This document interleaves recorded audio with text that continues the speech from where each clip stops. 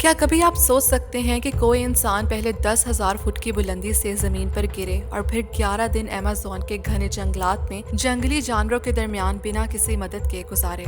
यकीनन आपने कभी ऐसा सोचा होगा और ना ही देखा होगा, लेकिन ये एक हकीकत है। जुलियान कपका 24 दिसंबर को अपनी मदर के साथ लांसा फ्लाइट 508 पर बैठती हैं। ये दोनों, जुलियान और इसकी मदर लीमा से प्यूकेल्पा जा रही थी। ये दोनों मुल्क पेरू के दो शहर हैं।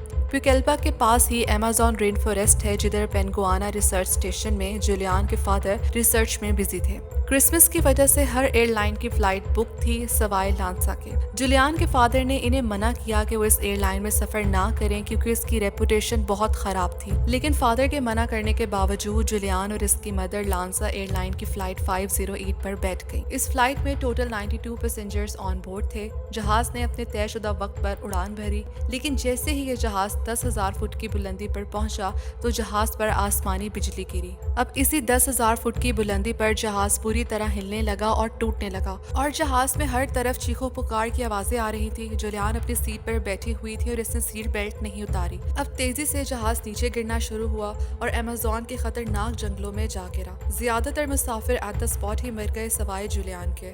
जुलियान कुर्सी समेत गिरने के बाद बच तो गई थी, लेकिन जुलियान की कॉलर बोन की हड्डी टूट गई और आंख और दाएं बाजू पर गहरा जख्म आया। अब जुलियान जो बेहोश थी सुबह होश में आई और उठते साथ ही सबसे पहले अपनी मदर को ढूंढा। इसने हर जगह तलाश किया, आवाजें दी, लेकिन कहीं से इसकी मदर की आवाज ना आई और ना ही इनका कोई सुराग मिला। अपने इर्द गिर्द के हालात को देखकर अब जुलियान को एहसास हो चुका था कि वो बिल्कुल अकेली है। इसने हिम्मत की और आगे बढ़ी। जुलियान के पेरेंट्स ज़ूलॉजिस्ट थे। उन्होंने बचपन से ही जुलियान को जंगलात के बारे में बहुत कुछ सिखाया और बताया हुआ था। इससे अपने फादर की बात याद थी कि अगर जंगलात में खो जाओ तो हमेशा छोटे चश्मे को फॉलो करो, क्योंकि वो हमेशा बड़ी नदी तक ले जाता है और ये नदी इंसानों के गांव तक। अब जैसा जुलियान के फादर ने इसे समझाया था, उसने वैसा ही किया और चलना शुरू कर दिया। उसके पास खाने को सिर्फ कुछ टॉफियां, कैंडीज थी जो उसने क्रैश साइट से उठाई थी। रात को जंगल अंधेरे, ठंड और कीड़ों से भरा हुआ होता था और दिन के वक्त धूप और गर्मी से परेशानी होती थी। जुलियान को गिरने की वजह से जो चोटें आई थी, उनको प्रॉपर ट्रीटमेंट ना मिलने की वजह से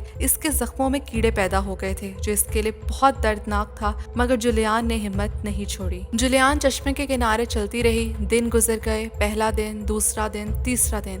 चौथे दिन इसने वल्चर्स की आवाजें सुनी। उनकी आवाज सुनते ही जुलियान खौफसदा हो गई, लेकिन फौरन इसके जहन में आया कि जहाँ गिद्ध है वहाँ जरूर लाशें होंगी। वो गिद्ध की आवाजों को सुनते सुनते उनके पीछे पीछे गई और वहाँ उसने 3 मुसाफिरों की लाशें देखी जो अपनी सीट के साथ उल्टे जमीन में धंसे हुए थे। कुछ देर इंतजार करने के बाद वो इनके पास गई कि शायद इन लाशों में से एक इसकी मदर की हो, लेकिन जुलियान को अपनी माँ की लाश नहीं मिली। अब ऐसे ही चलते चलते 9 दिन गुजर गए।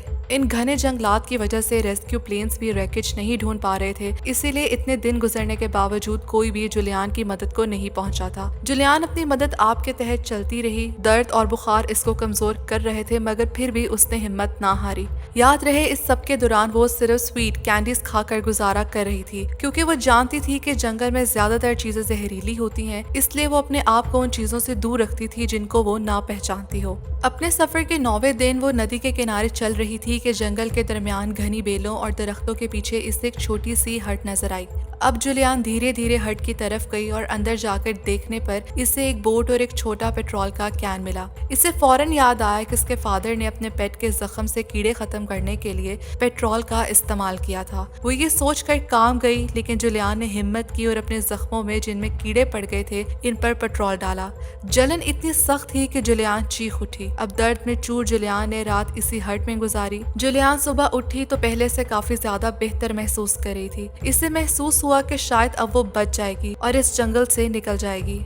दोपहर के वक्त इसे कुछ आवाजें सुनाई देना शुरू हुई। पहले इसे लगा कि शायद ये इसकी इमेजिनेशन है, क्योंकि 9 दिन तक जंगल में अकेली रहने के बाद हेलुसिनेशन आम चीज होती है। लेकिन आवाजें बढ़ती गई। 9 दिन के बाद किसी इंसान की आवाज इसके कानों को सुनाई दे रही थी। वो हट के बाहर आई और देखा कि लोकल फिशरमैन वहाँ खड़े हैं। वो जुलियान को देखकर सख्त घबराए और परेशान हो गए। इन्हें लगा जुलियान जंगल की कोई रिवर स्पिरिट है, क्योंकि वो इतनी कमजोर और अजीब लग रही थी। लेकिन जुलियान ने इनसे स्पेनिश में बात करने की कोशिश की, समझाया कि वो इंसान है और वो कैसे जिंदा बच गई है।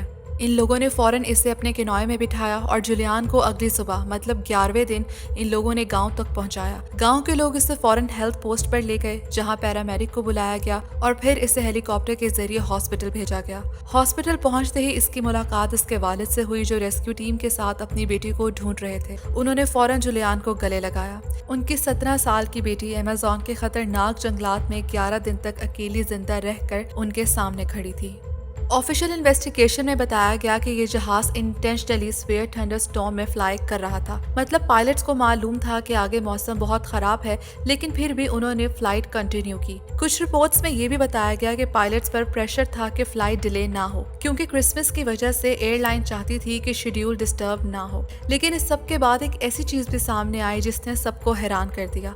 पता चला कि ये जहाज स्पेयर पार्ट्स को जोड़कर बनाया गया था, जिसकी वजह से बिजली गिरते ही ये हवा में फूट गया। अब जुलियान कैसे बच गई थी इस हादसे में? जुलियान ने अपनी सीट बेल्ट पहनी थी जब वो सीट समेत नीचे गिरी। जब प्लेन हवा में टूट फूट गया था तो जुलियान की सीट का पूरा ब्लॉक हवा में अलग होकर नीचे गिरा, जिससे ये सीट एक पैराशूट जैसी चीज बन गई। अब नीचे अमेज़न का घना जंगल था। जब वो सीट समेत दरख्तों तक पहुंची तो ऊंची ऊंची शाखें एक के बाद एक इसे रोकने लगी। हर शाख जुलियान के गिरने की रफ्तार को थोड़ा थोड़ा स्लो करती गई और नीचे मिट्टी सॉफ्ट थी जिसने इसके गिरने के इम्पैक्ट को और कम कर दिया। बाद में ये भी पता चला कि क्रैश के बाद जुलियान के अलावा 14 और लोग भी जिंदा थे, लेकिन जब वक्त पर मदद नहीं पहुंची तो शदीद जख्मों की वजह से ये लोग मर गए। इन 14 अफराद में जुलियान की मदर भी शामिल थी। जुलियान ने न सिर्फ 10,000 फुट से गिरकर सरवाइव किया, बल्कि 11 दिन जंगल की मुश्किलात में गुजार कर सबको हैरान कर दिया।